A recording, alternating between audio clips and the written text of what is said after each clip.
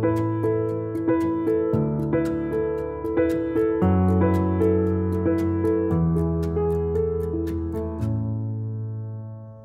welcome everybody to 5 Questions.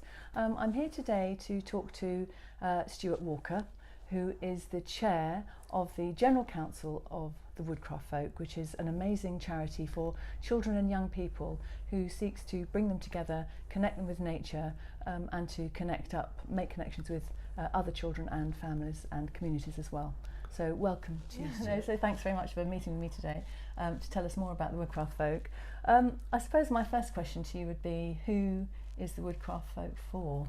Okay, well, the Woodcraft Folk is for all children and young people of all ages.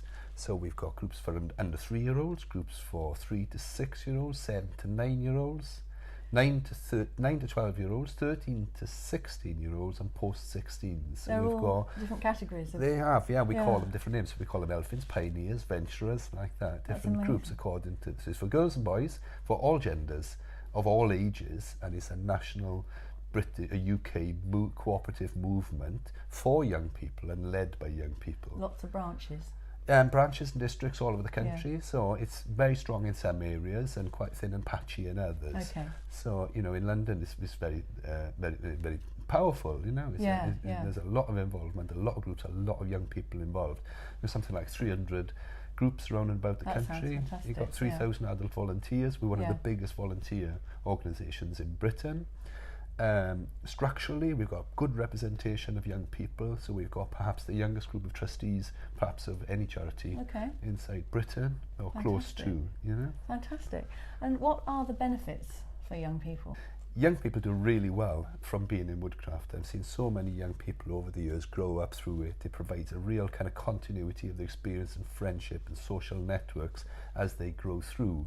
Certainly most of my work in woodcraft has been in London and East London, where the children tend to move in and out of schools. So they might be in a shared primary school, and they might go into separate secondary schools. Parental choice has kind of made it difficult to maintain this kind of cohesive communities for people. And the woodcraft has become kind of a second family for these young people as they've grown up. And then they've made networks with young people from around about the country through national and regional events, and also international events. So the social networking opportunities is massive. And besides that, you know, we are really an issues-based, a values-driven organisation, teaching social education, fighting for social equality.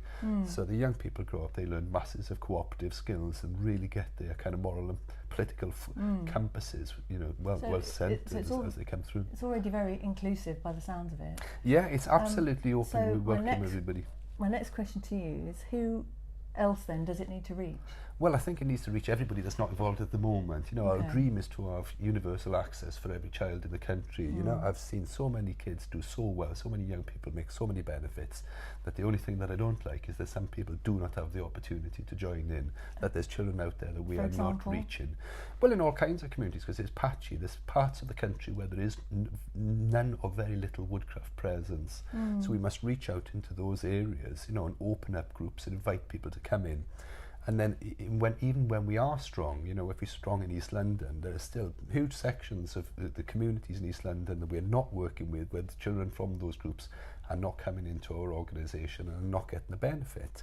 I mean, we can take young people, take them camping in Britain, in large camps or abroad, get them working together, and there's masses for them to gain a benefit, and yet, you know, we're failing to really deliver them a service and get them involved, you know. So we're working very proactively to address this. And is it sort of people who are slightly on the fringes of society, for example, asylum seekers and refugees? Does it tend to be more those sorts of people? In some ways, I think we are better at reaching out at those particularly marginalised groups than we are perhaps in the solid certain communities that we are not yet able to stretch out into, because we are working very hard. We've got a particular priority at the moment called the Widening Participation Project, and we've got paid staff and new groups projects and lots of success in the Northwest, in Wales, in Scotland, and most recently in the southeast of England. And as well as that, different districts pushing this agenda very well. And as part of that, we've been reaching out into new communities and encouraging and supporting each other in going out and looking for especially more vulnerable and marginalised communities to involve in. So we've got better links with, for instance, the refugee groups or unattached migrant children. So we are doing quite well in delivering a service and making an offer for those. But often we've got large tranches of poor communities inside London that we're really not working with. So it's those communities we need to get. So what needs to be done now to widen participation Well, further? I think we need to, in the first instance, I think we need to let these people know what we are, what we can do, what we can offer, and what they can gain out of it. Because lots of people have never heard of the Woodcraft folk, you know, and it's important to get the message out there and to be welcoming to them and enable them to know that it's there and that they can join and that it's achievable. And some people might think that they won't be able to come because there's a financial barrier for them to come in. But we want to make this free, you know, we want to deliver these services for free. These camps, we've got systems and structures in place where we can, they can be. They can be free. They can be. I mean, where doing most of my local work, I'm also a group leader and work inside the local district of Newham in East London. So we've got 3 big camps coming up during the summer, and altogether between May and the beginning of October, we have 6 camps. And I'd really like to be able to say, well, for this particular child and this particular child, we've taken them on 6 different residentials and not charged them a penny. That would be amazing, Yeah, so we need to just get this message out that everybody's included, that it's there, that it's accessible, that there are no barriers for them from really getting involved. Fantastic. But it's going to take a piece of focused work for us to actually be able to do that. Okay, so my final question is, what can people do to really help the organisation widen its participation? Partly it's just about putting the word out there and joining in. If you're a young person, you can help by actually joining in. Come in and see. Work out where your group is. Go to our national website, phone up the office and say, how can I be involved? And then turn up and say, well, we demand our place inside Woodcraft, you know? When I speak to the adults, when I'm not doing my Woodcraft things, the number of people that say to me, I was a Woodcrafter as a child, is absolutely remarkable. All those adults who was a Woodcrafter as a child come back into Woodcraft now.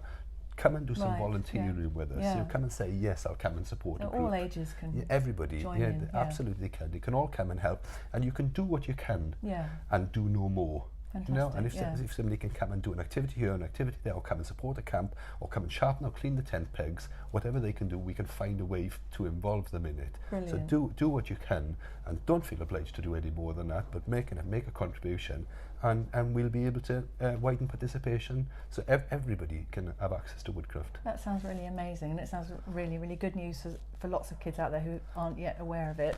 So we'll put a link to your website on the end of this video, and I really, really hope, Stuart, that lots of people find the website and find out more about it, and you get much wider participation than you've been having. Thanks ever so much for talking to me today. Thank you. Thank you. So many thanks to Stuart. It's been really amazing talking to him, and I think Woodcraft Folk is really going to develop in this next coming year. Thank you.